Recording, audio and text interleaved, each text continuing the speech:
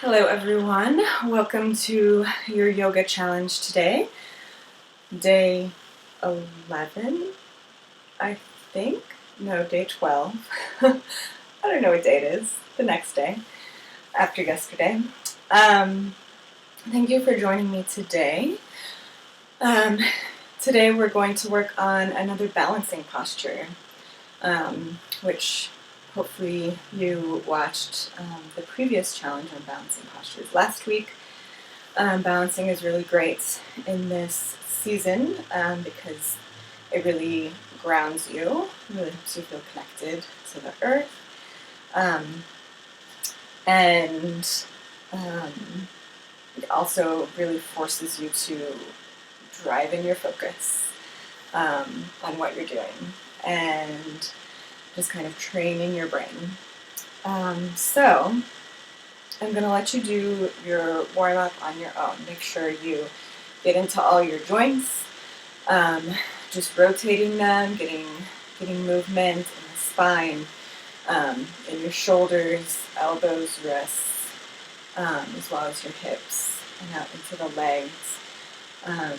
Get those muscles warm, hold your plank for a while, do some down dogs, some chaturanga. And then when you're ready, join me for Bakasana, or crow pose. So this is an arm balance. And the thing about arm balance is, in addition to the benefits of balanced postures that I just spoke about, is that they are really empowering and really invigorating. You have to work really hard. It takes a lot of time and trial and error and effort to find it, to get into it. And once you do, it's an incredible feeling. And even if you fall out of it, even if you can't quite get it, I think it's still really invigorating.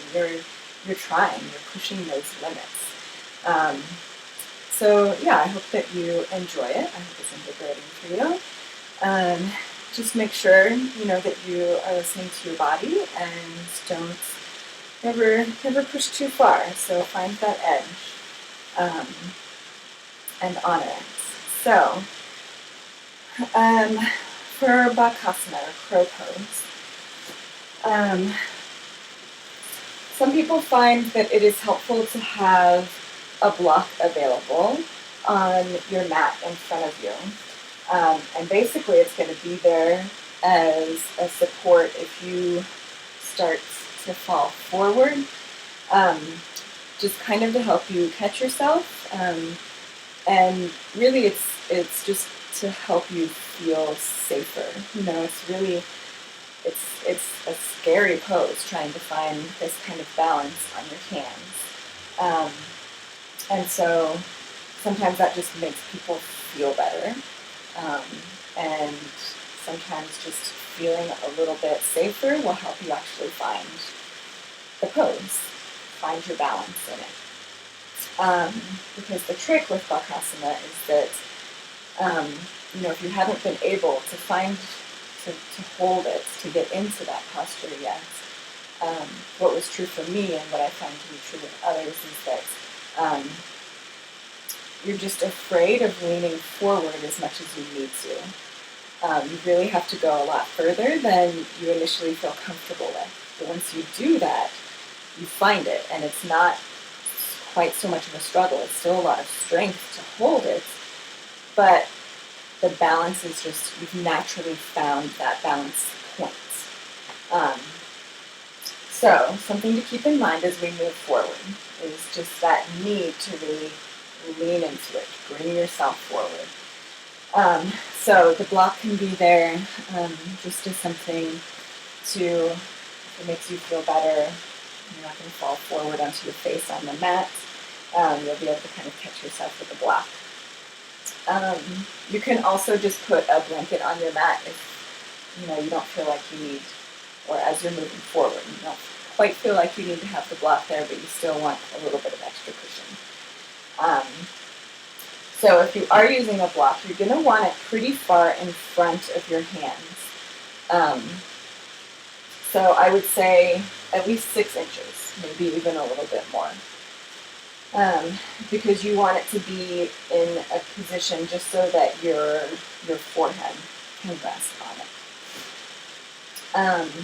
And this is the height that I would recommend. You can put it up on the higher end and actually have a point of contact as you lean forward. Don't put a lot of pressure into your forehead because you don't want to crunch up your neck.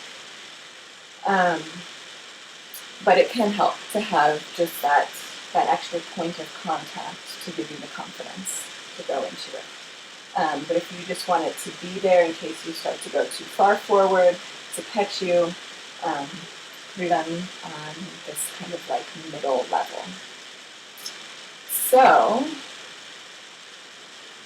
having that in place, about 6 to 8 inches in front of the tips of your fingertips, we're going to come to start just into a squat, right? So feet are wide, if you can, bringing the heels all the way down to the ground, or having a blanket or something under your heels to help just have that support there.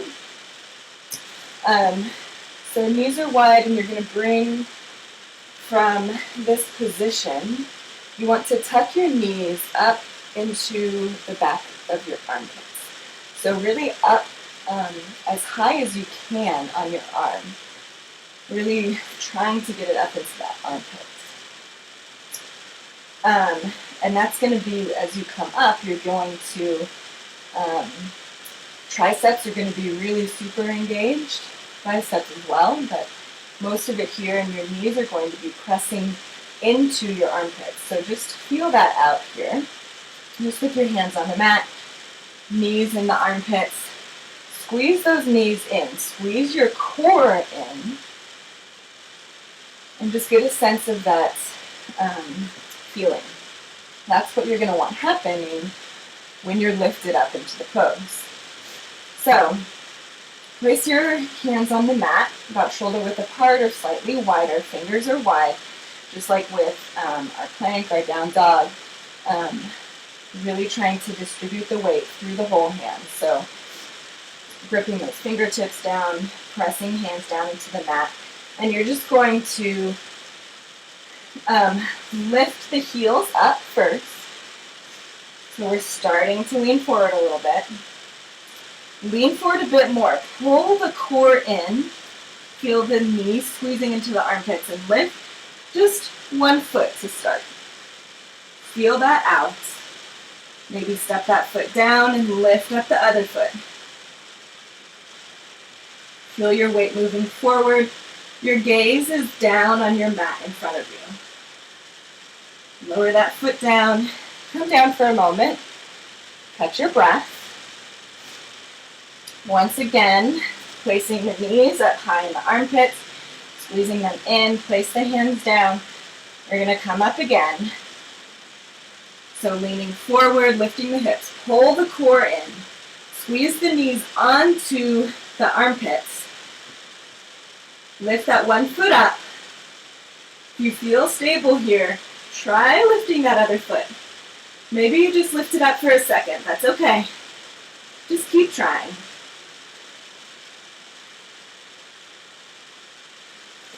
Give yourself a break when you're coming down again.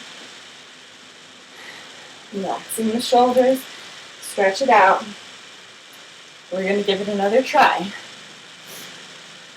So, again, you can have the heels lifted.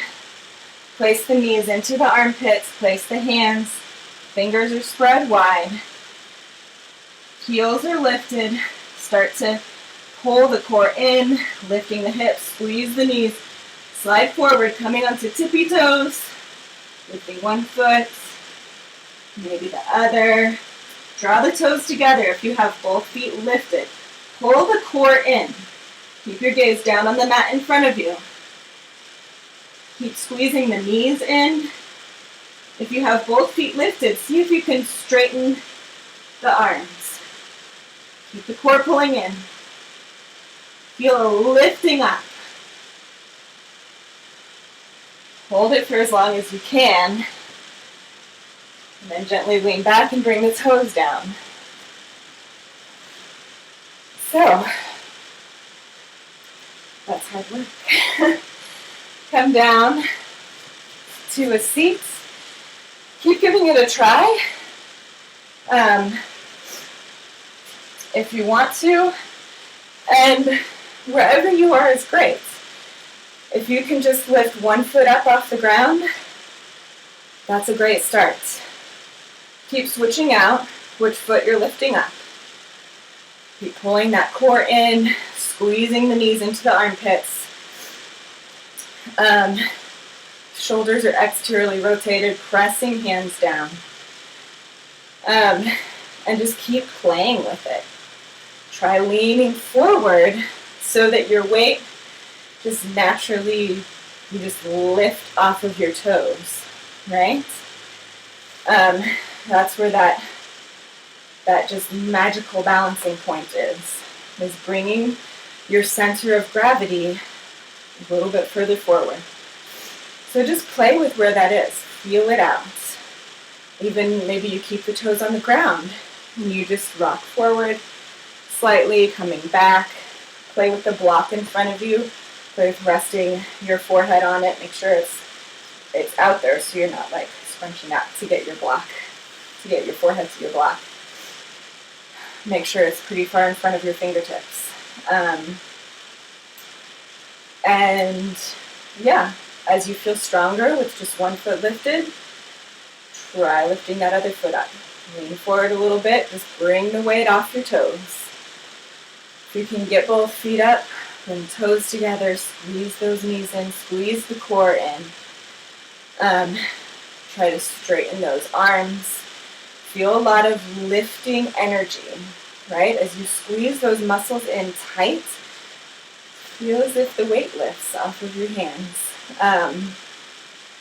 So, like I said, play with it, have fun with it, and just be happy where you are and what you're able to do, because it's great. It took me probably a couple years actually to before I first really connected with this pose and was able to do it and find some ease in it. And that's really that magic in yoga, is finding incredible strength simultaneously with ease, right? So particularly in the mind. So have fun with that. Good luck. Really work on loosening up your wrists after you do this. So obviously a lot of strain in the wrists. So you can just bring the backs of your hands down onto the mat, just stretching them out. Just holding it there a little bit. Another really good thing, also if you feel tension in the forearms as well as the wrists, when you're in your squat, bring your wrists under your knees and then just squat back down. So there'll be, just places a lot of pressure into that wrist and forearm. Just hold it for 30 seconds, a minute, whatever, and then come out. See how that feels. That always gives a really big relief on those muscles all up in here for me. So, as always, let me know if you have questions. Let me know how things are going. Thank you so much for joining me. I look forward to seeing you tomorrow. Namaste.